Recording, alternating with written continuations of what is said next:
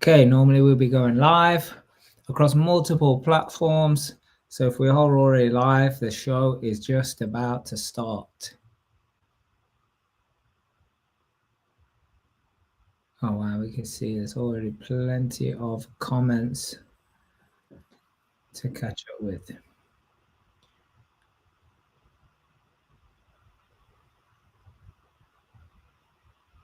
Yeah, here we go. So we must be live across all the different platforms now. So wherever you are watching this or listening to this, drop us a comment. This is the Business and Property Entrepreneur Podcast.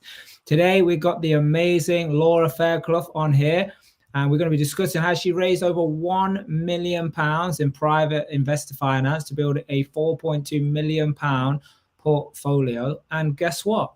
She did all of this and started all of this while still in a full-time job, which is one of the biggest things that people say, I don't have the money, and they say, I don't have the time. So welcome to the show, Laura. It's amazing to have you on here. Thanks so much.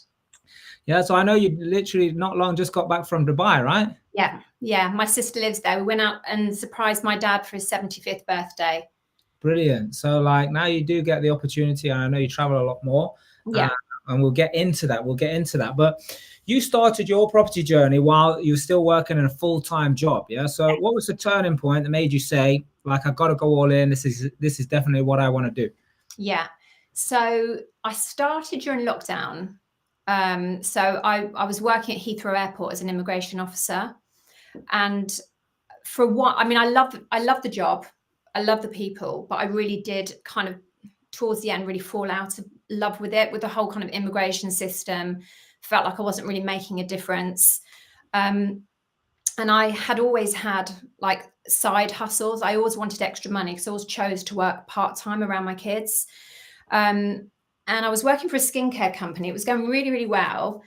But I got to the point where I was just so frustrated with kind of other people, like my financial kind of rewards were dependent on other people and their success. So I just felt a little bit frustrated with that.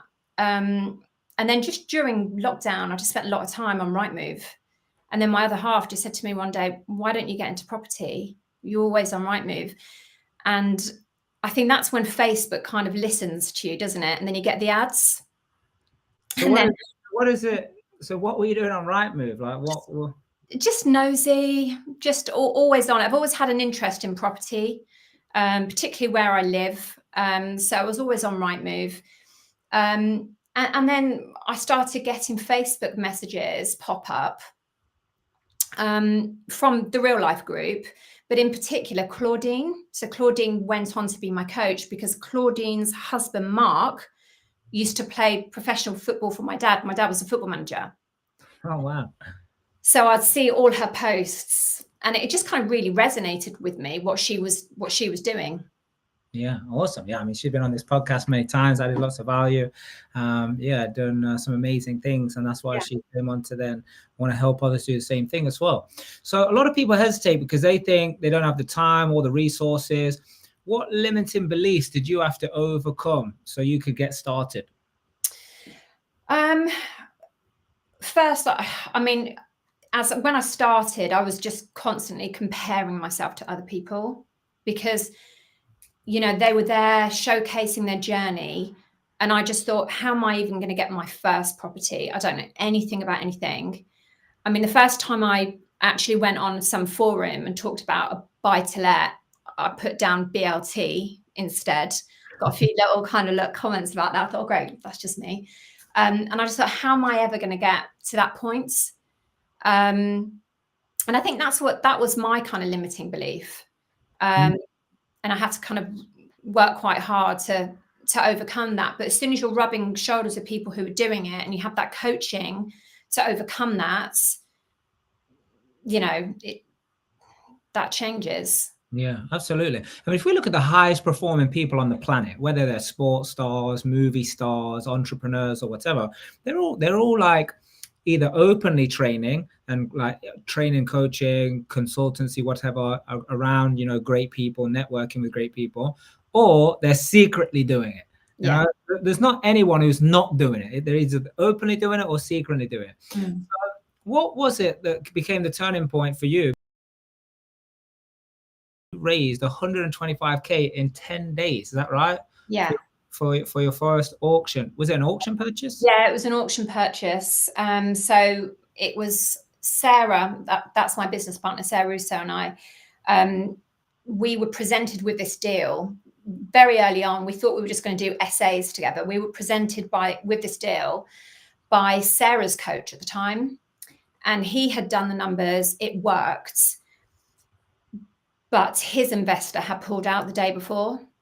So he said, do you want the deal? And I think we had that faith in him. We did our own due diligence. We had that faith in him.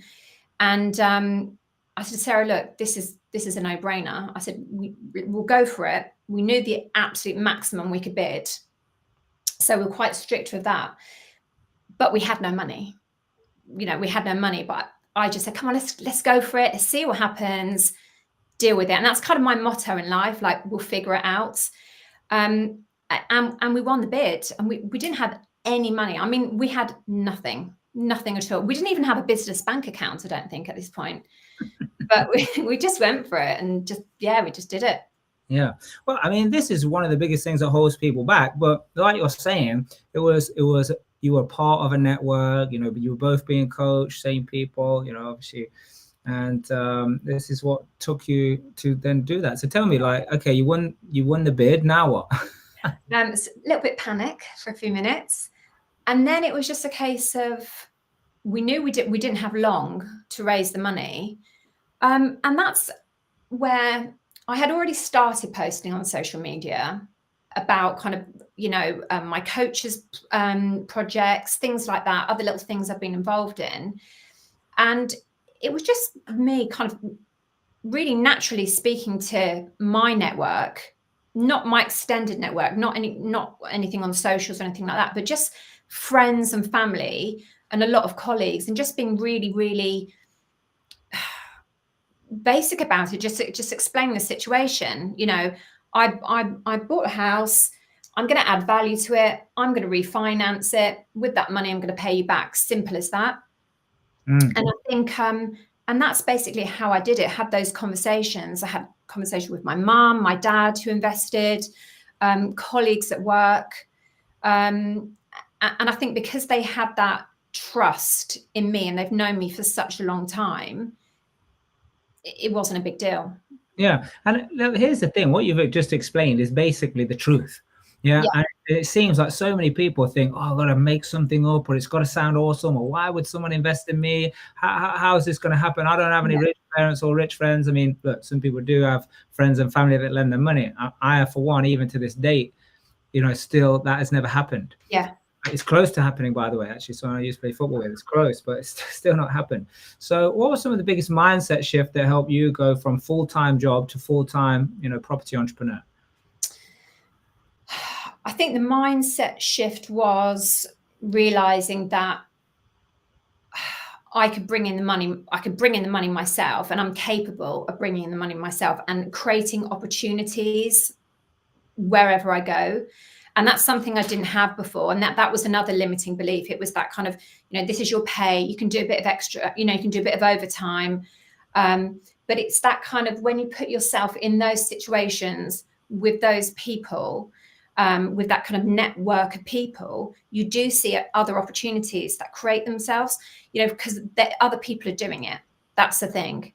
So every time you talk to someone who's already doing it, you learn something else. So things you didn't even know about, strategies you didn't know about.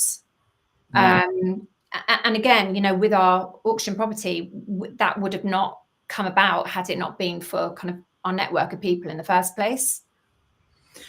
And look, you're saying the simplest thing here, which again people overlook or discount, which is just you've got to talk. You've got to talk to people. But I guess the biggest problem is here is who you talk to, because sometimes you might talk and they might actually talk you out of it, not like blatantly, but subconsciously. Like, are you sure? Is that going to work? So did you have to deal with any of that over the time?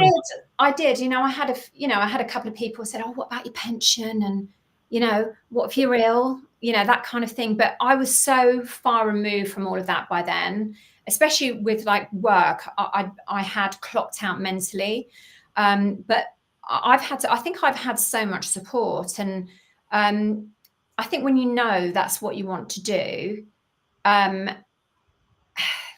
you kind of, there's kind of no way back. Your kind of mindset, your whole thinking about money, work changes.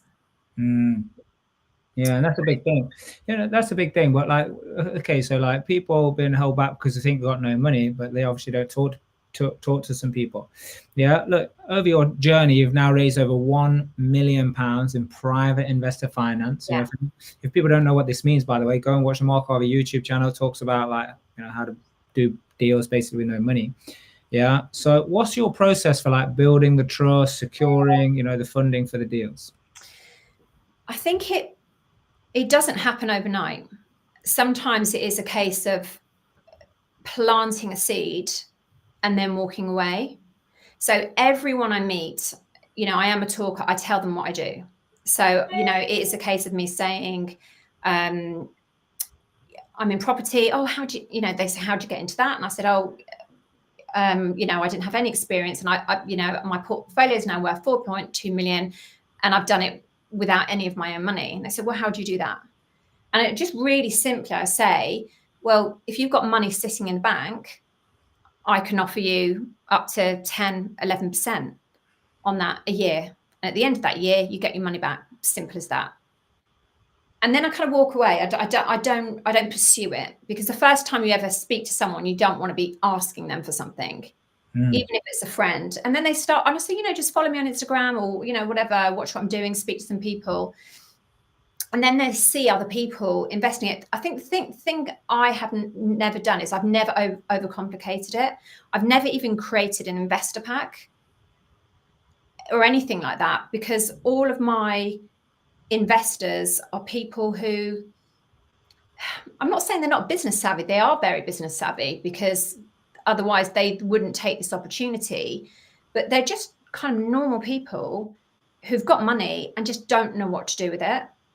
Yeah. And then someone comes along that they trust, and it's kind of a no-brainer. Yeah. And here's the thing, like people, like it is simple. And I tell people this, but not everybody is following it. It's like, no, tell everyone what you do, which is basically what you've said here. Keep it simple. You see, people didn't or don't believe me or don't follow it when I say, look, in the beginning, when I was sending out these investor briefings and packs and all of this, people were just like, what is this? I ain't interested in a picture of you, or just show me the money, basically. Show me the thing, show me the deal, show me the situation. Yeah. And I wasted so much time, which is why obviously these days it's like, let's skip all of that. Yeah.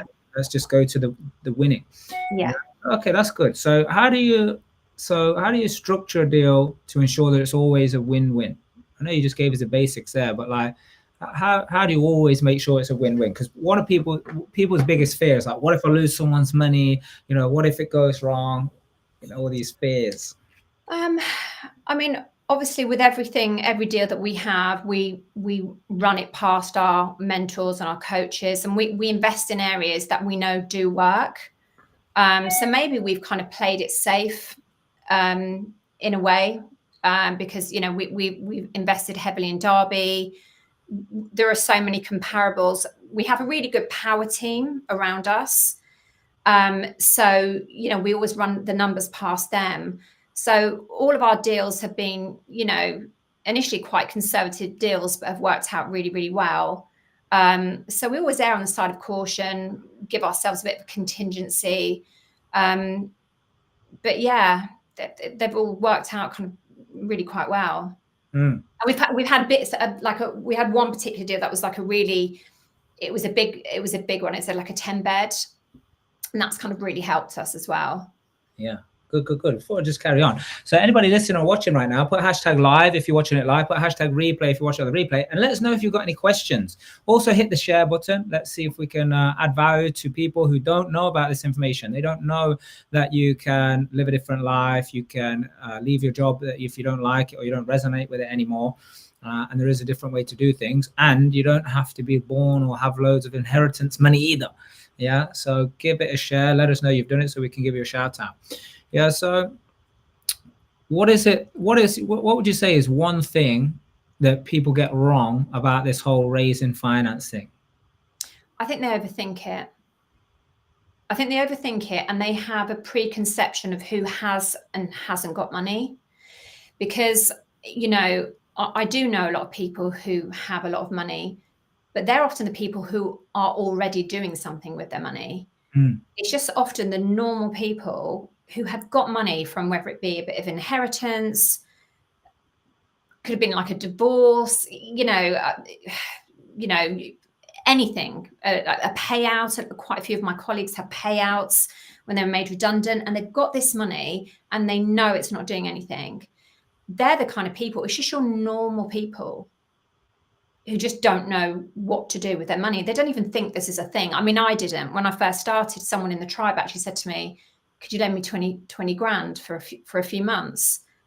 And I was like, well, what do I get out of it? And then I got some money back, and I couldn't believe it. You know, and I didn't even know that was something that people did.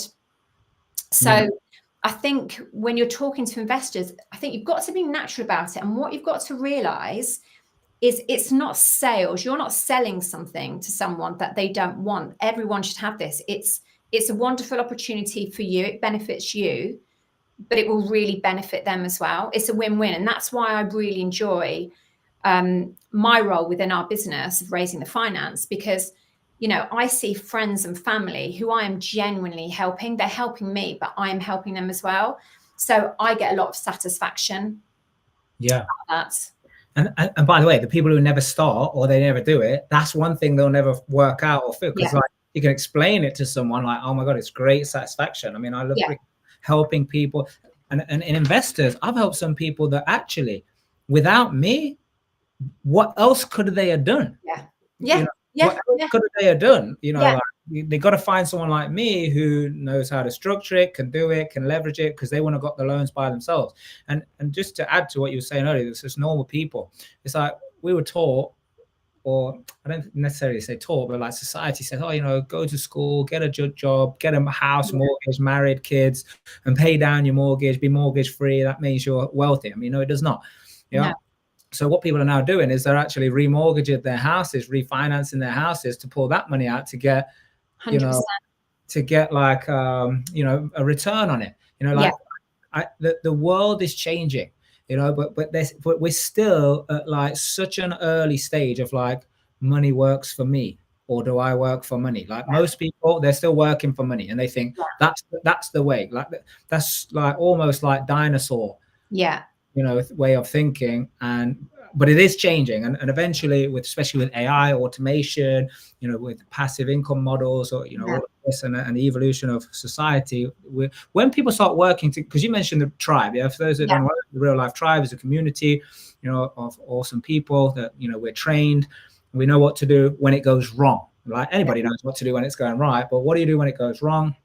How do you work together? How do you leverage each other's businesses, and so on? Yeah. So, and by the way, you met your business partner through there, right? Yes. Yeah, Sarah. Yeah. Yeah, which many people have done, because again, you want to be working with trained people, not just, you know, people who are like-minded or people who are, you know, thinking a certain thing. But I want to keep this moving, because just list off first of all, because I've got another question, but just list off some of the strategies that you've, you know, implemented. So my first one was service accommodation, rent to rent. So I've got, I think we've got 3 or 4 service accommodation properties. No, we've got 3 service accommodation properties. We've got one is actually in Slovakia. Nice. Which is great. It's just completely hands off. And that's great if you've got a really good management team in place. Like, it is a hands off, that is passive income. And do you use it yourself as well to travel? No, I don't. Oh, wow. No, I don't. No, I don't. I should do, really. But yeah, no, because the management company is so good. We've got bookings in advance. Do you know what I mean? So you'd have to know what you're doing. You wouldn't get a last minute booking. It's a good property. And then we've got a few rent to rent HMOs. Just small ones, again, passive. Like we don't do anything, to be honest. And this is embarrassing to say, I've never actually seen them. Why is that embarrassing? Because I know people say, oh, do you get involved with this kind of stuff? And I said, no, I don't. And I'm not really that interested, as long as it works, and it does. But that's the beauty of it. I remember I asked you for pictures. I said, hey, Laura, I need some pictures to kind of, you know, promote that we're doing a podcast with you. Can you send me some on site? And you didn't have any. No, I don't. It's really cold and I suffer from Raynaud's. I don't like to go on site. But there's nothing wrong with that. No, And again, I know. the old way of thinking of people think like you got to work hard for money, you must be hands-on. What if something goes wrong? I need to go and Yeah. make sure everybody's doing everything. But like, listen, that is a very stressful way to run. It is stressful. And I remember once we wanted to save money on one of them. It was in Ward Street in Derby. And I said, I'll do the interiors. We'll design it ourselves. I'll go up for the day. It was probably one of the worst days of my life. It killed me. I had a brilliant handyman. It was exhausting. And I thought, I'm never doing this again. So we do outsource everything. And that's the beauty of having this kind of business. Great, good. And we got a question here. How did you source your build team? Well, do you know, that's an interesting one. Initially, it was through kind of recommendations when we first joined the tribe. And this is one mistake that I made. I think I was a little naive at first and didn't have that faith in my own kind of judgment with things. You know, everyone will be using that same person. So I was kind of thinking, well, who am I to question them? Do you know what I mean? Yeah. And in hindsight, I wish I had. But you know what? I don't regret it. I mean, you know, we're making money from it. It's fine.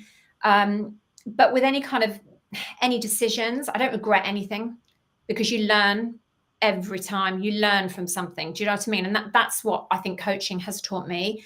Because before I used to dwell on it, like, oh, poor me. Oh, this is awful. Oh no, I'm going to give up. But it's just taught me that, okay, you've learned from that. That won't happen again. Don't do that again. Or do you know, you just grow from it, really. Yeah. And you know, I've had many build teams over the years as well. Yeah. But just on that point, you know, here's the thing. Sometimes what happens is these kind of not small time builders, but like they won't be exposed to as many jobs. You know, they just the odd one here or there ticking over as a business. But all of a sudden, if they do a good job for someone, especially in someone like our community, someone's like, oh, wow, how do you hear about that? So then what happens is then there's this big wave of take on a job, you know, and if they don't do it or manage it properly, all of a sudden they take on too many jobs. They can't handle it. They can't scale it. They can't get their staff. So that's a good point that just because a load of other people have used these people, you still got to do your due diligence. You still got to do and understand that. Yeah. What is this? There's another question coming up by the looks of it. If you had 4 builds on at one time, how many build teams would you have? Yeah, that's good. Interesting. I mean, a few months ago, we had 3 builds happening, and we had 2 builders on one and one on the other. I mean, it's a difficult one, isn't it? Because, you know, you could argue that if you had 4 builders on at the same time using on the same build team on 4 of your builds and they go bust, then you're in trouble. However, they can complement each other in terms of, you know, what they do for you. You can, you know, you can kind of negotiate on price if they do a few for you. So I think it's just about your relationship with the builder, your faith in the builder as well. Mm. Yeah, absolutely. I would say, by the way, what is your name? Because we can only see it as C. Yeah, what is your name? Let us know what your name is. You know, you're dead right, Laura, about like having all your eggs in one basket. But another thing is like each project, basically, you should recruit independently. Yeah. You know, because they're slightly different. The timeline is different. So like, don't just take it for granted and say, well, you done one job, here's the next one, and here's the next one, and here's the next one. Yeah. You should always be getting a specification and then getting, you know, a couple of quotes, at least 2, but, you know, preferably 3. Yeah, don't get lazy, you know, and it's an easy thing to do. And by the way, don't ask me how I know. You know, don't ask me how I know. Don't do that. Yeah. So like each build team for each project should be recruited independently. Don't just say, oh, I'm going to give you 5 projects. No. That's not advisable. Yeah. So let us know in the comments if that has helped you. Yeah, has that helped you? Anyway, I got those more questions before we got basically 10 minutes before we're going to wrap it up, Laura. So I want to quick fire some of these questions. So out of all the strategies, is it right you've also done new builds? No, not new builds. No, HMO conversions. Yeah. Yeah. So which one has been like the most profitable strategy for you? HMO, definitely. Good. Which is your most favorite? I've got a 10-bed So let's see if I remember the numbers for this. We bought it for 275. So it was a care home on the London Road in Derby. Nice. And we converted it. Yeah, so 10 bed. So it's now 10 studios or 9 studios, 13 occupancy. And our refurb cost was 349, and we got it valued at 910. Yeah. So some people will be scared to spend more on it than what they purchased it for. Yeah, because most people want cheap, cheap, cheap. But obviously, what you've done is add a lot of value, and it's worth nearly $1 million just in one hit. Yeah, great job. Good job on that. Okay, good. So, you've gone from working alone now to running multiple projects, a business. What systems and processes have helped you scale? Systems and processes. Well, we were awful to start off with. We were kind of making it up as we went along, to be honest. But we are very systemized with everything. We have a VA now who helps us with all our profits and loss. We have regular meetings. We have like once a week, every Monday morning, we kind of have a meeting. We look at everything. Again, we look at our profit and loss sheets that's produced for us every week, actually. And just on the kind of construction side of things, like the schedule of works, all of that. So yeah, and we have kind of different roles within the business, but we do have people to help us now, which is nice. We have outsourced now. Yeah, good. People is the key. Yeah. There's many people who want to call themselves property investors, they struggle with time management. How do you structure your day for maximum productivity? Well, I get up earlier than I used to now, that's for sure. I've got 2 kids, so I'm very, very busy. But I treat my day like a normal working day, where, I will schedule my calls in. It's really difficult because it's one of those jobs where if something needs to be dealt with, it has to be dealt with. I mean, tonight we've got an issue with the hot water cylinder.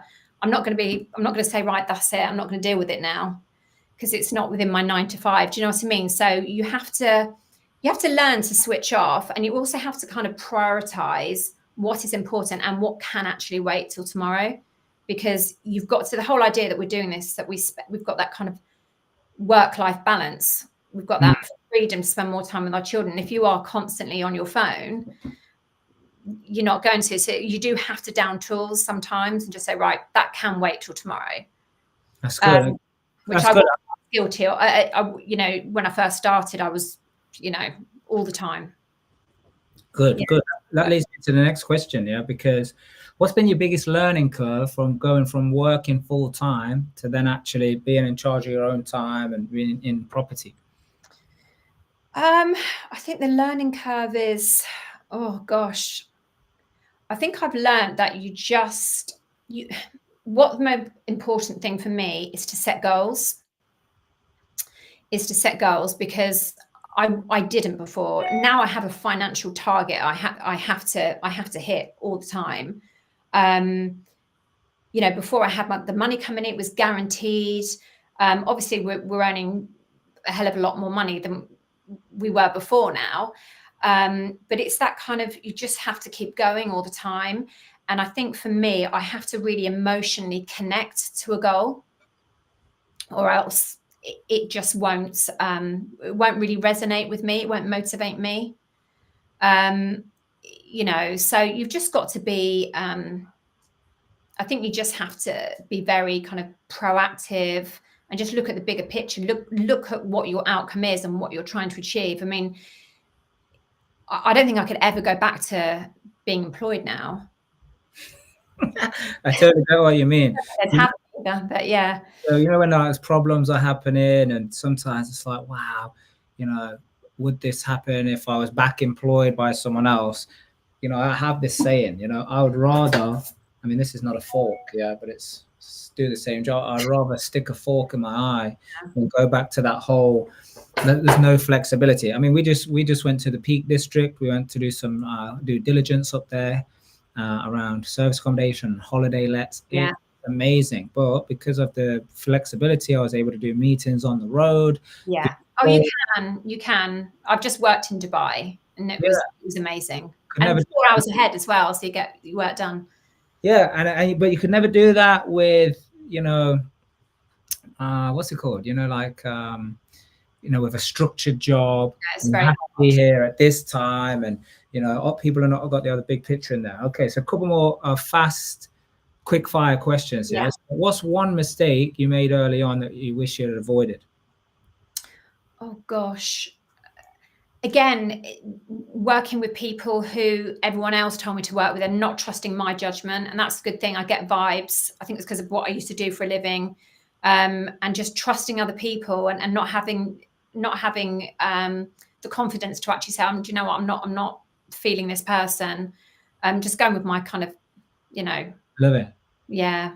For those that may have missed it who were watching live still, he was working in immigration. So I guess you saw seen thousands of people, right? Yeah, been lied to by thousands of people. Oh wow, okay, good. Yes. So yeah, quick, we're going to add this one in the mix as well. What are your plans going forward now? Derby is Article 4. Now that Derby's in Article 4, we have we're actually we started a new company, so we're project managing for other people. So we are basically offering turnkey investment opportunities to people. So people who are starting off in the business, or people who are just time poor. So we've got a client who's based in Dubai at the moment. So him and his wife are looking to build a portfolio in the UK. And we're dealing with another guy, him and his wife are based in London. They're trying to do the same thing. They've got the money, they don't know how to do it, and they don't want to do it. So we're doing that. So that's what we're focusing on at the moment. But we're going to continue to buy, but we're looking at a different area now. Yeah. Oh yeah. Here's some advice as well, Courtney. So thank you for telling me your name. Plans going forward now, because obviously we started a while ago. The plan is to get even richer. Yeah. Yeah, I mean, listen, for how the property is just going up, my friend. Yeah, a lot of people are going to move out the way. All the weak people, the people that don't know what they're doing, are going to move out the way. So the market is going to be, you know, much more rife. Yeah. And also, there's a lot of commercial stuff in Derby, and I've like working on a couple of deals right now of using permitted development rights. So I don't need planning to go and do some flats. I like flats. Yeah. I like the numbers. The numbers are stacking up. They're looking beautiful. And we'll be sharing that much more at the up and coming boot camp as well in London in March on the 22nd, 23rd of March. Yeah, whenever you're watching this. We've got a couple more questions I want to ask you, Laura, before we finish this. Yeah, if someone was starting property today, what is the first thing they should do to make sure they get results quickly? First thing you should do is I would get a coach. Definitely, you know, get Some a coach. people sorry, Laura, on that one. Some people are just going to be like, "Oh, here we go again." You know, it's the same old tribe. I see it all over Facebook or whatever. But what is it really? If you could give someone the clincher of like why this is the real deal versus, you know, trying to do it by yourself. I think it's lonely doing it by yourself, and it's that accountability, being held accountable by somebody, and you know, just being able to talk about your fears, your worries with somebody.